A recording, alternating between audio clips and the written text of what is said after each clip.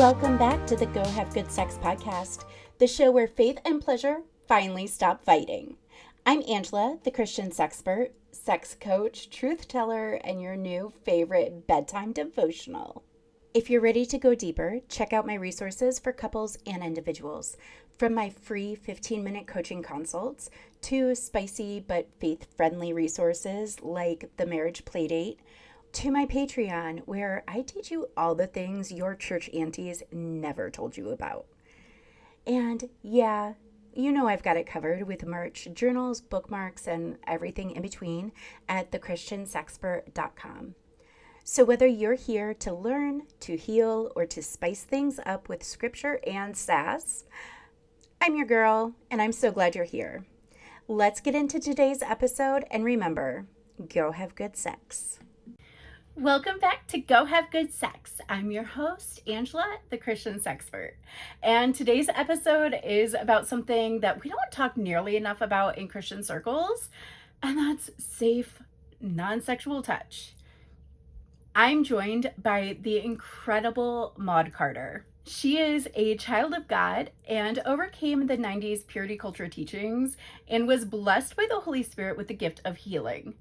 She's a holistic or crunchy mother and stepmother to 3 uniquely beautiful girls and wife to a Purple Heart Marine. Her massage therapy journey began in San Diego, California, and upon graduation from the International Professional School of Bodywork and Institute of Psychostructural Balancing. With the use of Tai Chi, she learned to flow around her table, encouraging warm, healing energy from the heavens and grounding, refreshing energy from the earth to best aid patients through their healing journeys. Over the nearly 20 years of practice now, she has gained additional knowledge, skills, tools, and understanding of the masterfully designed human body through continuing education credits.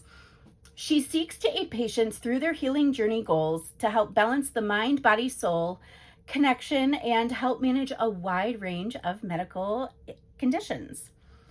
In 2011, she returned to her roots in Ohio and continued her studies at the Ohio College of Mesotherapy, earning an Associates of Science degree. She has spent several years working in local medical institutions doing medical, orthopedic, and oncology massage. She remains in awe of the human body's tenacity to thrive and adapt. She is humbled and blessed her patients entrust her to aid their healing wherever they may be throughout their journey. Today, we talk about how the body stores trauma, how touch can regulate the nervous system, and what healing can look like when we allow our bodies to feel safe again. And listen, if your body has ever flinched at closeness or felt numb when it should feel connected, this episode is for you. Friends, you can see that we're a little different today. This is our first on-location podcast. If you're watching in video and you were expecting to see my office, I am actually in Maude Carter's space today. This is her massage studio in Ohio. Thank you for joining us. Thank you for having me. This is beautiful. Yes, I am so happy that you agreed to do this. I have gotten so many questions about massage and marriage. In fact, I just had a client reach back out to me a few weeks ago.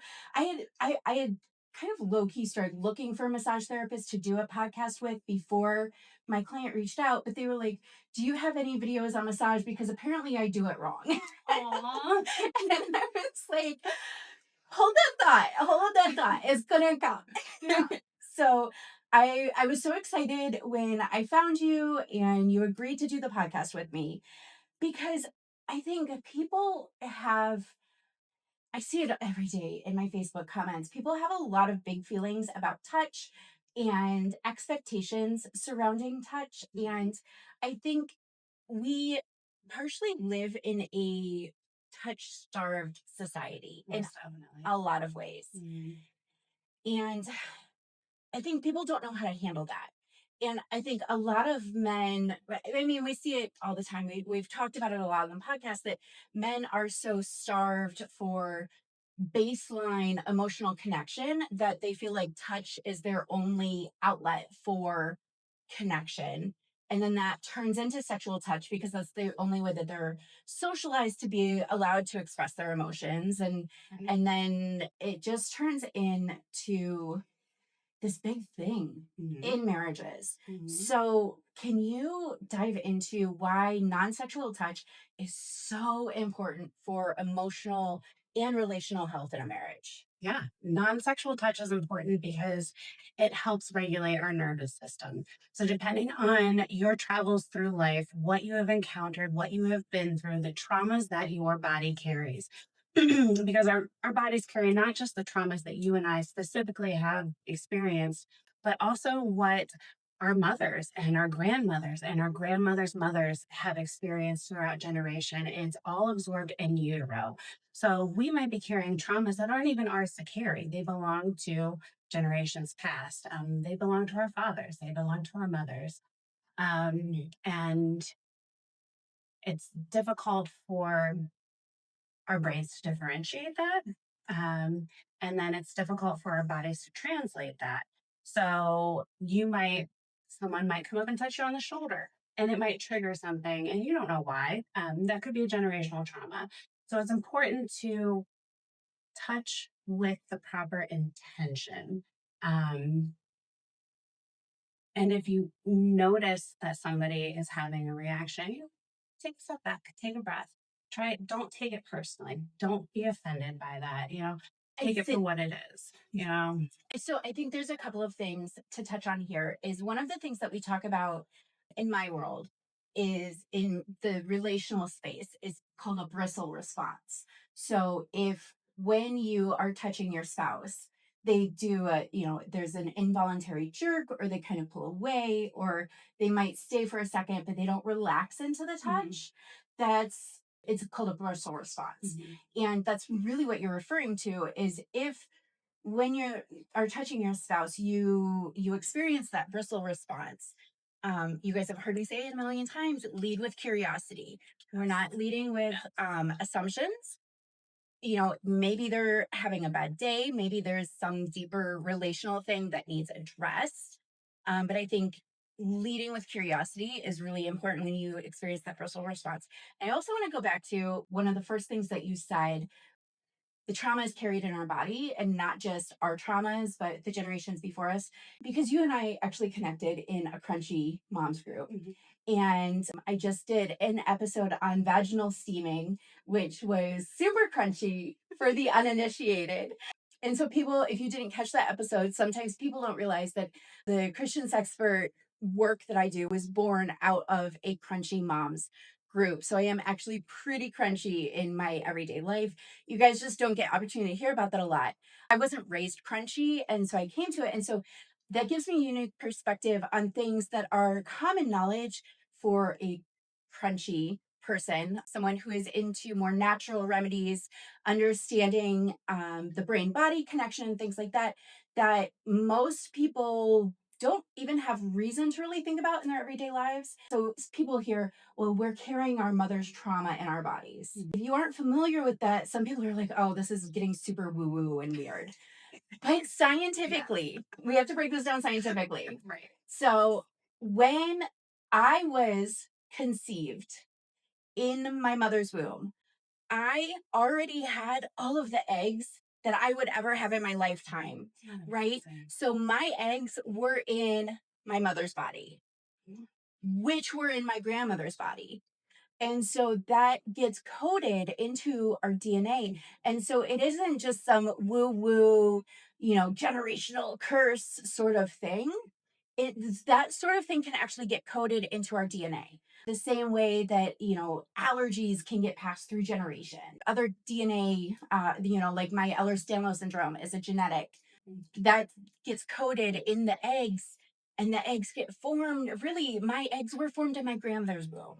So that is a scientific that we are carrying this trauma of our mothers and our grandmothers. You said so many great things. We might just stick on this one original question for the whole podcast. You said that non-sexual touch helps regulate our nervous system. Yes.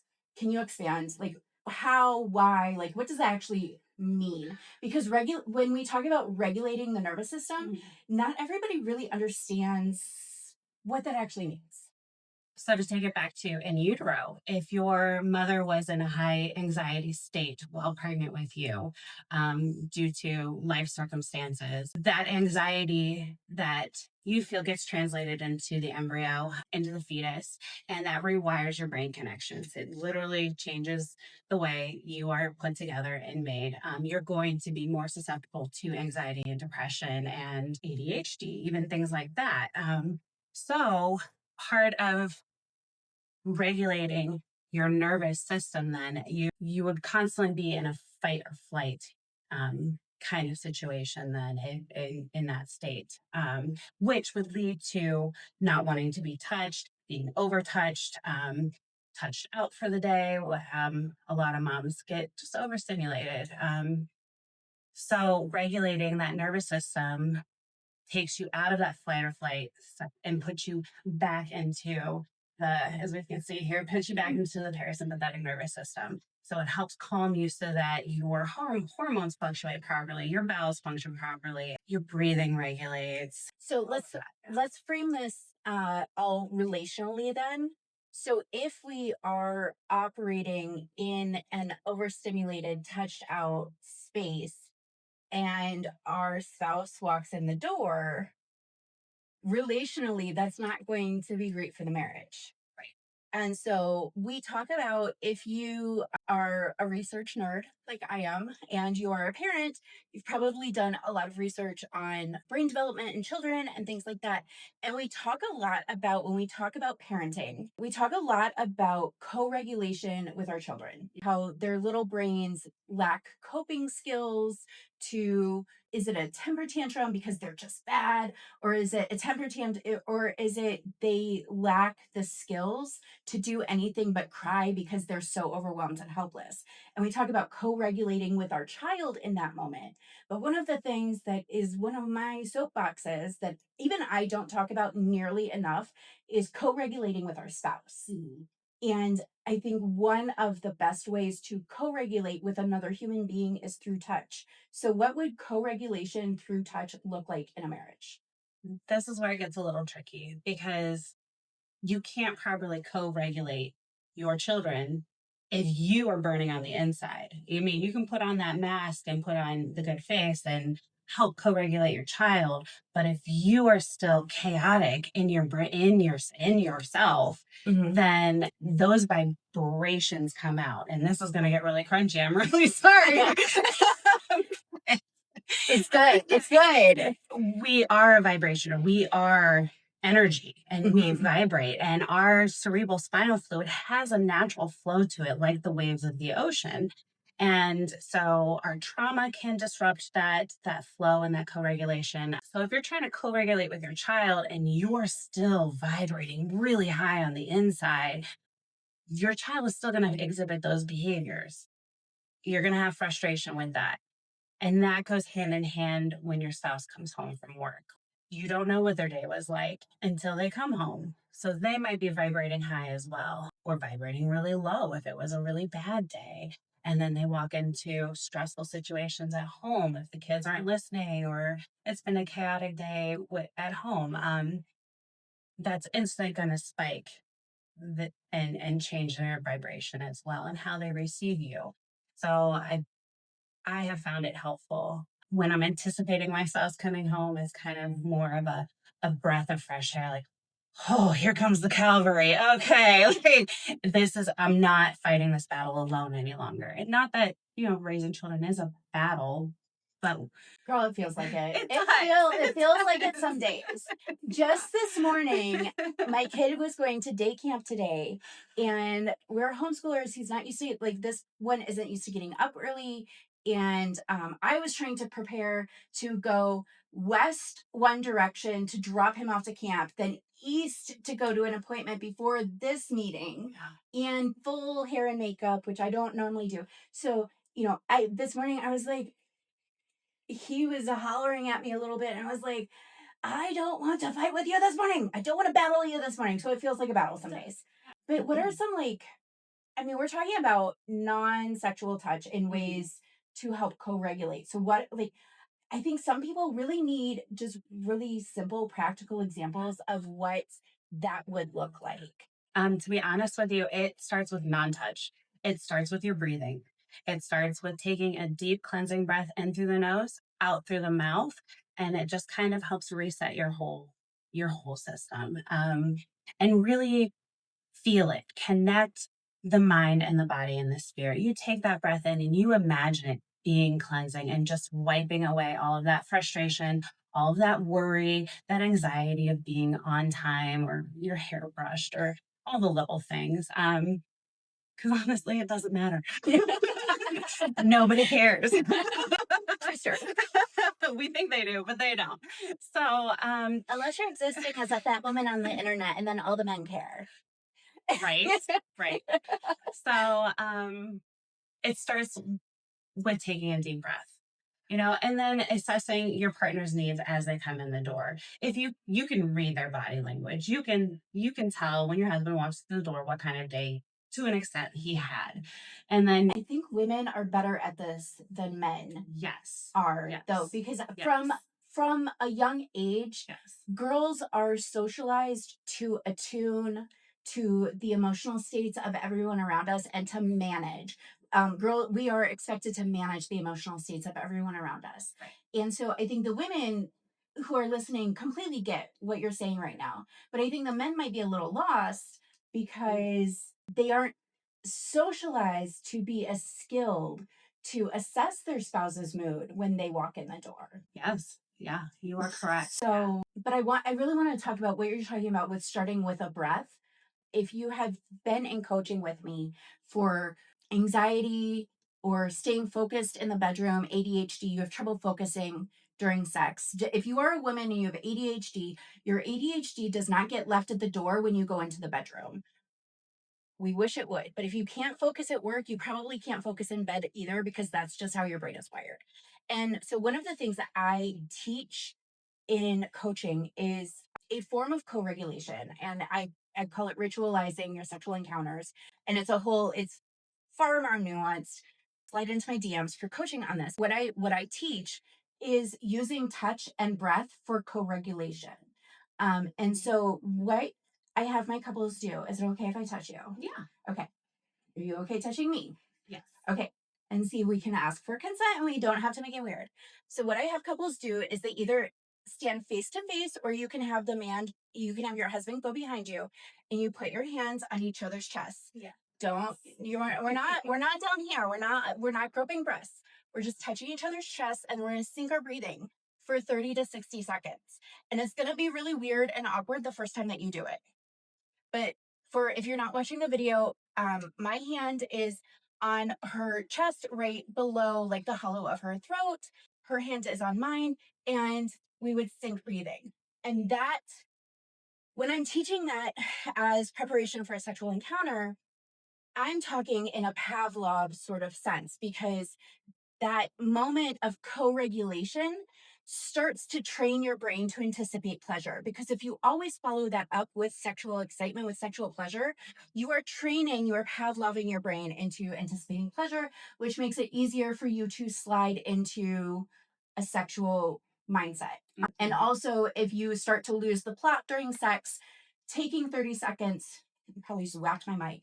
Taking 30 seconds to do that again, hands on the chest, can help bring you back to the center of, oh, pleasure, not laundry. Is laundry. It's always, did I move the laundry? Does my kid have clothes for tomorrow? Right. I don't know. Do I have a bra to wear tomorrow? That's the big one for me. I'm constantly out of bras. Especially in the summer. Right. Yeah, agreed. Okay. But also, we can start to take that out of the bedroom and use that just as co-regulation when we walk in the door and, 17 children are screaming, the sauce is bubbling over, and it looks like we just need to settle down for a second. Yeah. So I think that's one of the things that I use for non-sexual co-regulation touch. All right. So now, if we have established the importance of non-sexual touch, co-regulation through touch, and going back to this idea that women are really attuned, we are taught to be constantly assessing and attuning to and anticipating the emotional state of our partners, and inferring that emotional state. What happens if one spouse, if base this, you guys know I hate to do stereotypes, but honestly, this is the stereotype, and I have honestly never heard a story of this happening in reverse. But what happens if your husband is the only time he touches you is when he is seeking out a sexual encounter? What happens to the woman's nervous system if that's the only time that he is seeking out touch? If that's the only time he's seeking out touch, then your nervous system switches out of that parasympathetic into the sympathetic. So you get switched into that flight or fight mode. And instantly, then everything is, you're stuck in survival mode. Well, how am I going to get through this? What is going to happen to me? Is my life in danger? Are my kids in danger? We instantly go to this really primal instinct mode of, how do I escape? How do I flee? How do I fight back? How do I, those are all that's, That feels really dramatic. it does. To think like, but you're fighting supposed back, to love him, and you're thinking that if you think that you're in danger every time your husband touches you, then maybe you shouldn't be married to him. it's not Why didn't you pick better? Yeah, it's not a matter of feeling in danger, your nervous system being switched, and that doesn't necessarily always mean danger, and then, you get that touch and you feel that sexual intention in it, and you instantly start thinking, oh, wait, I have a headache. Oh, my stomach doesn't feel good. I'm not feeling good right now. You're thinking of an excuse to get out of it. Mm-hmm. So it's not necessarily danger. It's just unwanted. I think, but we need there's so many, all of these threads of what we're saying connect to each other, because it is, I knew exactly what you meant when you said, am I in danger? Are my kids in danger? Because it goes back to all of this being coded in our DNA and our primal brains. Emily Nagoski's book, Come As You Are, talks about this. And she talks about our brains have never moved out of the cave. Our brains cannot tell the difference between being yelled at by our boss and being chased by a bear. Our like on a primal subconscious level, our brains can't tell that difference. And so when you say your husband touches you and you wonder, am I in danger? Are my kids in danger? That's the sort of danger that you're referring to. Correct. Yes. Is that primal. Correct. Yeah. But because you don't recognize it consciously, you aren't able to process through all of that. Correct. Yeah. I mean, that might be. Do you have? I want to be like, I don't know. That feels like a situation for a therapist. If your husband is only touching you when he's seeking out sexual touch. Yeah. But so let's frame it this way. If you are already working with a therapist because your husband only touches you when he's seeking out sexual touch, do you have any suggestions for what the couple might also do to help, if assuming both couples are wanting to fix, both halves of the couple are wanting to fix that situation? Do you have any suggestions? So if both couples are aware of the situation and working to fix that, then you both have your mechanisms to work with. Again, starts with breath. And it starts with being aware of the intention you are giving when you touch each other right off the bat. Because if your end goal is sexual pleasure, that first touch is sexual. You are intending and putting that intention into that energy into her body of, I love you, but I'm expecting sex, babe. So it starts with changing that intention. It starts with recognizing and seeing her as a person. So it starts with just touching and going, I see you. I recognize you as a person. How you doing today, love? And that changes the energy and how she feels and how you start to feel then on the inside as well. I actually did have this problem with my husband, and it was me that was expecting sexual, and he was not, and he did not want that because of his past traumas. And in my mind, we were freshly married, and I'm like, but we're married now. Like, I should give this whenever I want. Like, those are the joys and the perks of being married. Like, and it really took a long time for I had to consciously be aware that he is working through this trauma and he is trying to heal through it. So in those moments when I wanted excitement, I had to take a deep breath and say, hold on, he is a person.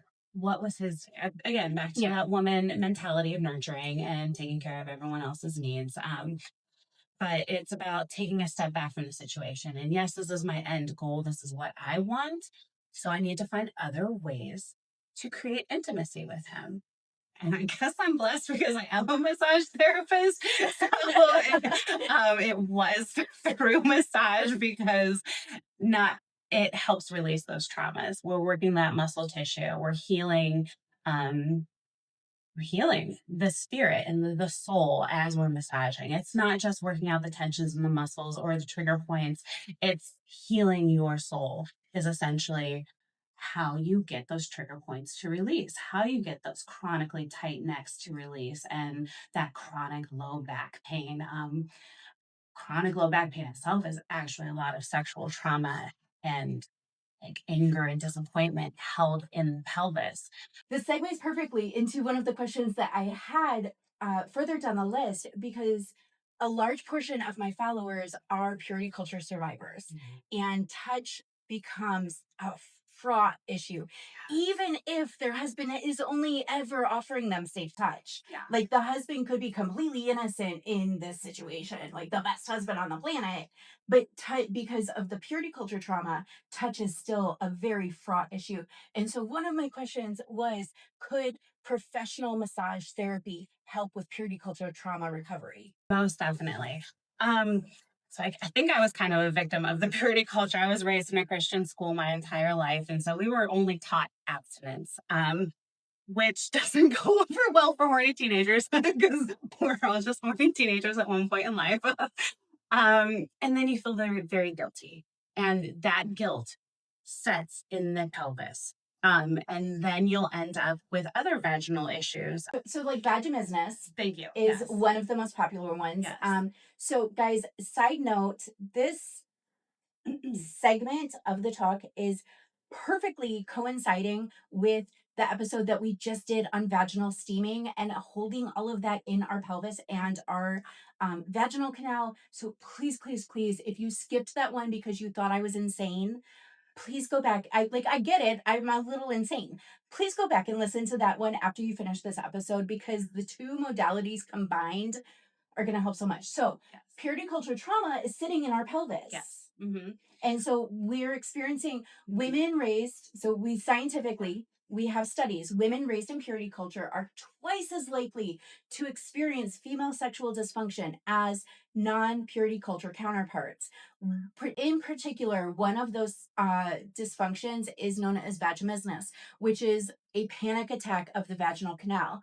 I like to say the cave of wonders shuts up tight and says, "Thou shalt not pass," anytime something tries to enter.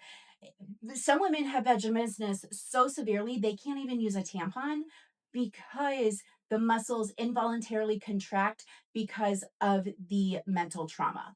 And now this sounds a little sketch because we're talking about things being held in the pelvis, and we're talking about the vaginal canal, and we're talking about massage. Right. So, like, on a practical level, if someone was wanting to explore the idea of seeing a massage therapist to help with purity culture trauma, how would you as a massage therapist touch them?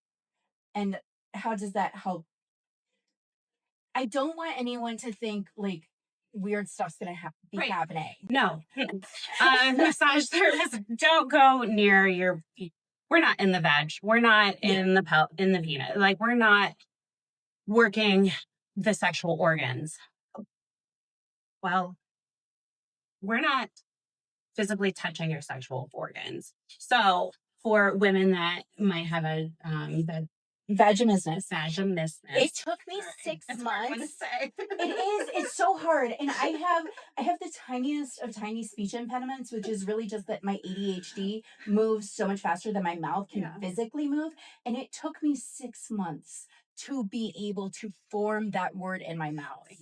So it just doesn't roll off my no, tongue. it doesn't. It's not an easy one. So if you have vaginismus, or even PCOS, you're constantly getting ovarian cysts. Those are all also symptoms of being a victim of the purity culture. It's all rooted around that shame and that guilt of having sex, even in a marriage. We're not purity culture. You're taught so much to just avoid sex and that it's not good, and they don't ever go into detail how beautiful it is in a marriage, in the perfect union, and how beautiful it can be. It's just no, don't do it, you're awful. But after that 20-minute ceremony, turn into your husband's sex goddess. Right. Flip that switch. Exactly. Which is impossible. We don't work that way. Just like we need foreplay, we can't just flip that switch. It takes trust and communication and a trusting touch, honestly, to know that you are truly loved and this is your partner forever. So as a massage therapist, how I work to help alleviate those symptoms for patients is a combination of different techniques. So it's a lot of energy work, honestly. You sound woo-woo again. Exactly. And it does sound really crazy. Let's break this down for a second. Y'all know, if you have even the basics of anatomy, right? We are made up of neural pathways. We have nerves that run through our body. Right. What do you think is conducting the nerves? It's energy. It's a sort of electricity. It is that is you have electricity in your body. So when we say energy work, it is literally it's not like she's sending her spirits into your body. Right. it's working with the electricity, the energy that God put into your body. And you feel that electricity if you have a pinched nerve. People a lot of times describe it as a electric bolt coming down the arm or up into the brain or down the leg. I had a C-section. Yeah. And I didn't have an epidural because it was an emergency. They put the spinal.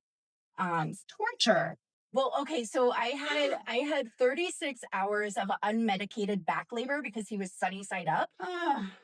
I was bound and determined. You need some pelvic work, girlfriend. I'm so sorry. Ouch. And so I had the spinal put in, because there was no time for the epidural the spinal is a more immediately effective, I think. I'm not educated on this, but that's my logical conclusion. So anyway, almost 11 years to this day, it was real bad at the beginning, but because they don't place the spinal in your low back, they place it in between your low back and your mid back, right? It's a very specific spot.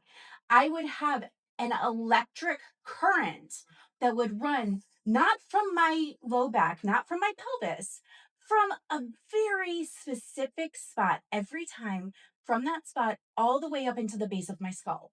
And it would just strike randomly out of nowhere. And side note, to the doctor that I saw for a physical, a insurance mandated physical, you can go suck it. Because he tried to tell me I'm just not used to carrying around the weight of a baby. No. Oh my gosh. And fat shamed, really was just, I should work out and get used to carrying the weight of my baby around. And I'm like, no, this is nerve like it feels like someone stuck me in an electrical socket. Right. So that's probably the trigger point of the insertion of the needle. It was what I told him. I sat in that office and I said, it is the spot that they put the needle in my back. The whole reason I went unmedicated for 36 hours was because the thought of a needle in my spine was worse than the pain of my son's skull on my pelvis. Right. So anyway, but there's hope massage for that. therapy. There's hope for that. Yes. So that's a nerve. That's a nerve injury. But the great thing about nerves is they love to be connected. They just take forever to reconnect because there's less blood flow than there would be to your bicep or other muscles in the body. So it takes a little bit longer. But again, that goes back to the intention of your touch. There's ways that we can connect to that cerebral spinal fluid flow. And so something in that situation would disrupt your cerebral spinal flow, which then is going to disrupt your whole endocrine system, your hormones, and everything as well. So we can connect that through the intention of our touch. A lot of that is done through craniosacral therapy, which is tapping into that natural flow and encouraging that natural flow to come back. But holding the base of the skull, connecting it to the sacrum so you can get that flow back. And then you can also connect it down into the feet as well, because those flow all the way through. A lot of times that might be helpful to help heal the vagus nerve. It sounds like where they injected that is right above, probably right above or right at where the vagus nerves comes down. I've found it's easier to connect to the vagus nerve through the belly button, which the belly button in itself, I'm learning, is really amazing organ. Like it is. If I have central. I've piqued your interest in crunchy things at all, there's a rabbit hole for you to deep dive is the belly button. It's amazing. Like, it's just, you can heal so much through the belly button. So, and that's where I do a lot of the healing for women with not just women, because men experience sexual trauma as well. Wait, men have a pelvic floor? What? Right. Who knew? Yes. So, and through my years of doing this, it has amazed me how many men have encountered sexual trauma themselves. Like, it's very hard pressed to find a woman that has not experienced sexual trauma. And I'm finding it's almost equal for men as well, which just blows my mind. But to touch on that, sexual trauma for men, it's almost encouraged, right? Because think about the 15-year-old boy who's getting hit on by the 25-year-old girl. Oh, good for you. Right. Good. You get it. Yeah. Right. Yeah. That, and so as a society, we really encourage trauma for sexual trauma for men, teenage boys. Oh yeah. Teenage boys in particular, we encourage.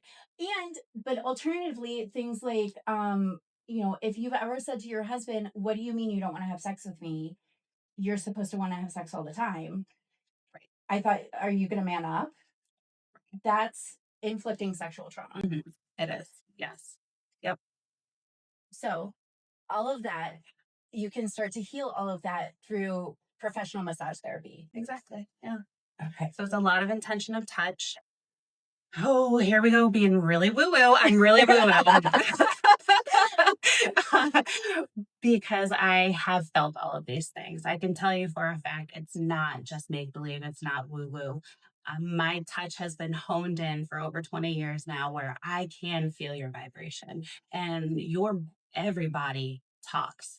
Everybody wants to be healed. It wants to feel safe. It wants to feel whole. And so it will talk to you. And if you don't listen, you're going to fall apart. You're going to get tight muscles, and you're literally just going to fall apart. And the right massage therapist can hear that voice of your body speaking and can help facilitate the healing. So a lot of it is my intention of touch. I'm going in there with a healing touch. Most of the time, depending on the individual, I'm praying. I'm praying silently.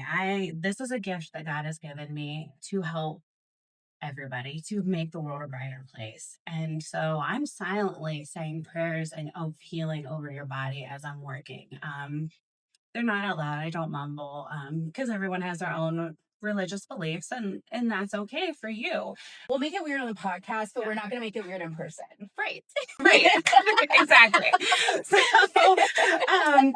So when the body talks to me, usually it tells me like what you need to heal that area. A lot of women post cesareans and such, hysterectomies. Oh man, that's the greatest disservice we can do is to remove our organs, our sexual organs. There's an emotion behind that dysfunction that has caused that diagnosis, that PCOS, that cancer, honestly, that causes us to have that removed. But if we can do the emotional work and reconnect our soul and our body, we can heal that. And a lot of it is, your body will tell me, hey, I don't feel safe, or hey, I need, I'm asking for forgiveness. I'm asking you to apologize. Your body is asking for an apology. Like, hey, man, I'm sorry.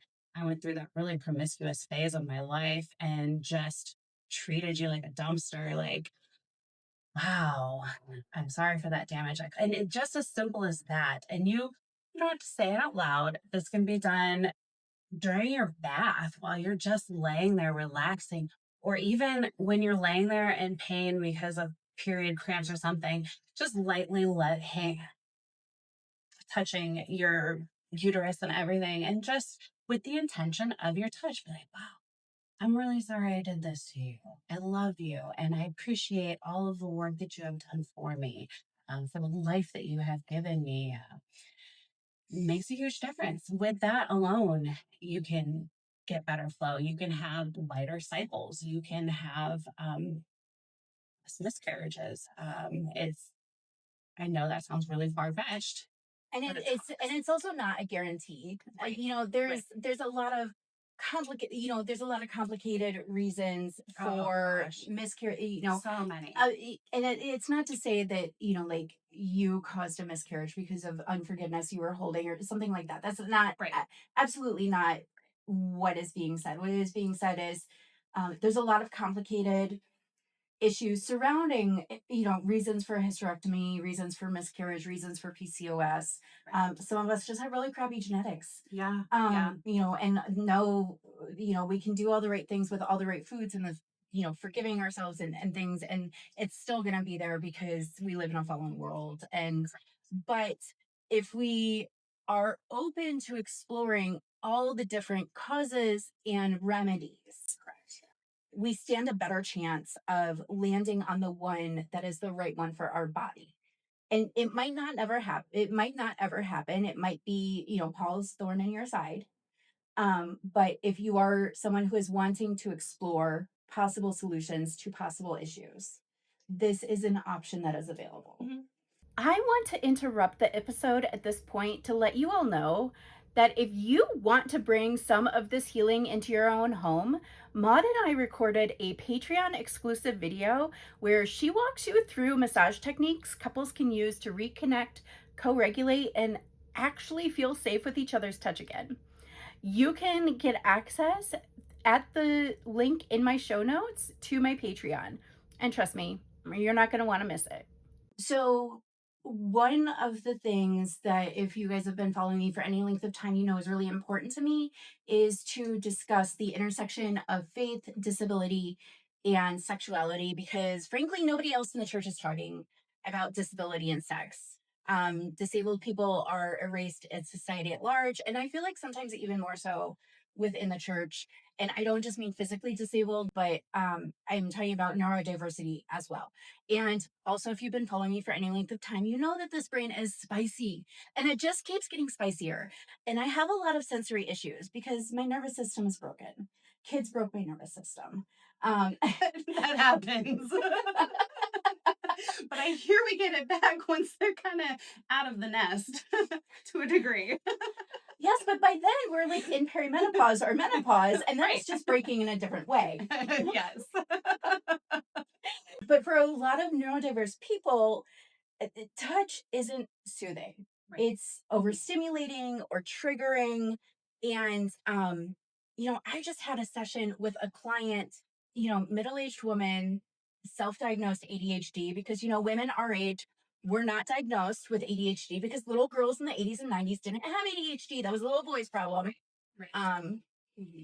But turns out we aren't just lazy or over functioning. We have ADHD and it's just raging uncontrollably all the time. And some of us overcompensated by becoming control freaks, and some of us just gave up and embraced the lazy label. But so I had this, that's total tangent, because I have ADHD. I had this session with a client who was pretty sure that she has ADHD. And she was frustrated because she's like, my husband can do something, one type of touch, one night, and I love it. And the next night he'll go to do the exact same thing and I want to punch him in the face. Yep. And I'm like, oh, you mean you have ADHD?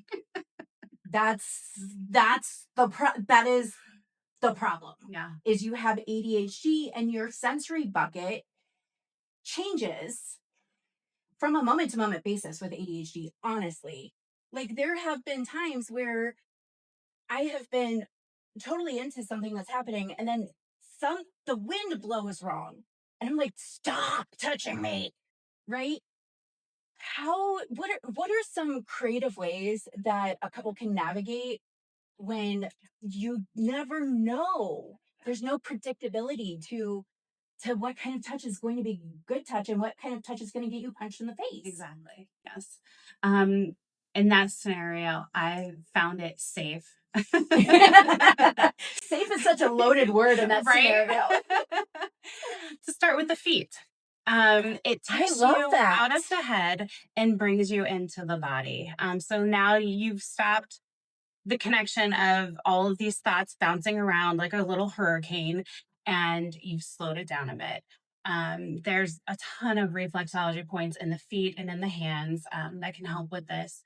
But my clients that don't like being touched, or they're very high anxiety, or their nerves have caused everything to be oversensitive, the skin to be oversensitive, hypertonic to a point, is to start with the feet. And honestly, if you just hold that soft little part in between the big toe and the second toe, and if you just kind of hold that for a second, it really kind of flips the switch in the brain and gets you to kind of not shut down, but just calm down. Get into your body. Yes, to get into your body. I think women with ADHD especially are far more prone to live in their heads versus their bodies.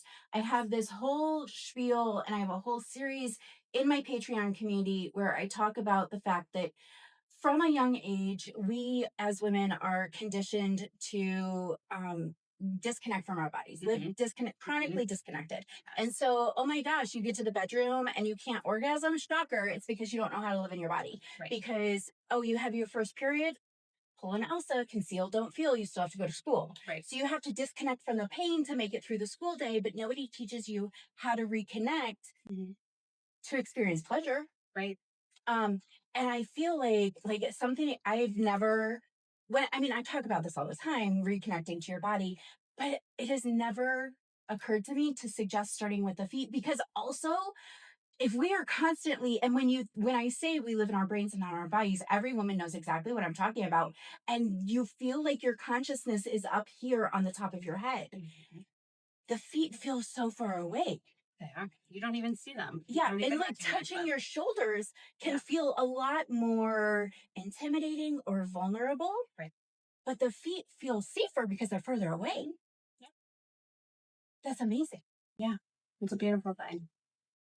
Now I'm going to have to start talking about this on my socials. And now I fear for what sort of men are going to start showing up my comments when I start talking about touching a woman's feet. This is the kind of things content creators think about. Right. Again, it goes back to that intention of your touch. We're rubbing the feet and we're starting.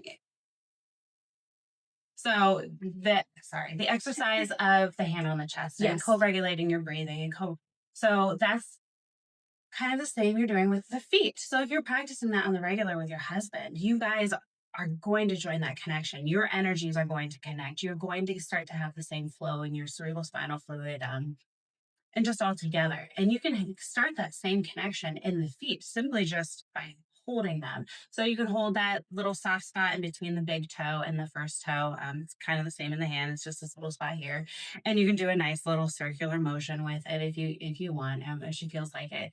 But also just kind of squeezing the whole foot and kind of spreading those metatarsals apart, like. The metatarsals are the bones. The bones in your feet. Yeah. I'll bring my foot up here. Let's see this. These are your metatarsals. So if we're just going to put your hands here and you're applying pressure with the palm, just kind of spreading those apart. And that's going to help get you out of your head, help calm that nervous system. And once you're touching your partner in any way, you can connect with their energy. You know how they're feeling. You know if they want to go further, or when they switch and they're like, oh, yeah, I could be intimate now. I have relaxed. I have let go, set down all of the baggage of the worries of the day. And now I am in my body and I can express myself fully. Like, oh, wow, okay. I'm no longer worrying about groceries and kids and the 100 million things. And now it's just me. And we kind of get to a point like, well, that's a little intimidating. It's like, oh my God, like, well, what do I want? And, and you've got to shut that off. You've got to, and then you can get back into your body. When you hit that point and you're like, oh, wait, I do love my husband. He's touching my feet and he's doing these amazing things and he provides so well for us. Like, oh, I do love and appreciate him. And I do want to give back to him. I do want to connect with him on that deeper level. And it kind of naturally progresses. And I think this is going back to what we said about how women are conditioned to attune to everybody, but men don't necessarily have that same skill because they aren't taught to attune. And so they are probably going to have more trouble reading their wives. I think that this would be an excellent exercise for a couple to practice, for him to start learning to attune to where you're at. And you can turn it into a game, because one of the things that I teach about is safe words. And safe words are typically associated with kink, but they have way more applications than just kinky sex. And I love educating about a safe word because of its wide variety of applications. And so you turn it into a game using a safe word system. There you can say, well, my safe word is meatloaf because I'll do anything for love, but I won't do that. But Love that. what at some point, my audience is going to be too young to understand that joke. Google it. But I actually recommend using a stoplight system for safe words instead. Yes. Because red is full stop. I'm in pain. I am panicking. Something is terribly wrong. I need to stop everything, full stop. Yellow is I'm starting to feel overstimulated. I'm not really sure I like where this is going. Or, oh, I have a muscle cramp. I don't really want to stop, but we need to adjust. We need to take a break. We need to switch to a different activity. And green is, I love it. Let's go. And especially because we know purity culture. Keep it focused. We know women raised in purity culture have a harder time communicating, especially when it comes to their own boundaries and desires. And so women raised in purity culture are more likely to passively allow something to be done to them, even if they don't necessarily want it. Yeah. Because there is a difference between consent, allowance, and wanting. Those are three different things. Very different. And so using the stoplight system, if he's starting at your feet and he's not sure if he can proceed further up your leg, and you have trouble communicating and you have trouble saying no, because we are a generation of people pleasers, he can ask, what color are you? Perfect. And then you don't have to communicate. You don't have to find the words. You don't have to, you take a second and think about, what do I want? Do I want him to stay where he's at? Do I want him to move further up? So he can kind of let his hands drift up to your ankle and say, what color are you? And if you say yellow, that's his cue to move it back down to your foot for longer. Or if you say green, he can move up a little bit. Or red is, I just need to be done for tonight. Yeah. Right. And it also, and from there, you can let that lie where it's at, or you can explore a little more communication. Oh, you're green. What is your favorite part of what I'm doing right now? Oh, you're yellow. What would turn this into green for you? And you can start exploring communication a little more that way. Yeah. Okay. We are running up against time. One thing I'd like to say that I was to kind of like prep yourself, if you, before your husband gets home or before bedtime and you know he's going to want something or not, and you know you're overtouched and you're overstimulated, you can regulate your own nervous system. You can kind of mix up those signals to the brain to reset it. And a lot of that is cross body exercises. So a lot of it is taking the opposite hand to the opposite foot and just holding it and doing 5 cleansing breaths in through the nose, out through the mouth. You kind of want to palm the whole foot. I really like that spot in between the big toe. It just connects greatly with the nerve coming all the way up, and you can really reset there. So here with the cross body, you are engaging both hemispheres of your brain, which is going to confuse all of the signals in there, and they're just going to reset like a computer, and then you can calm down and you're ready for touch again. Not just with your feet, but you can do it with your hands too. Simple is just a lot. This helps with anxiety too if you're in a meeting or whatnot. Just holding each finger for a moment of time for a couple of breaths.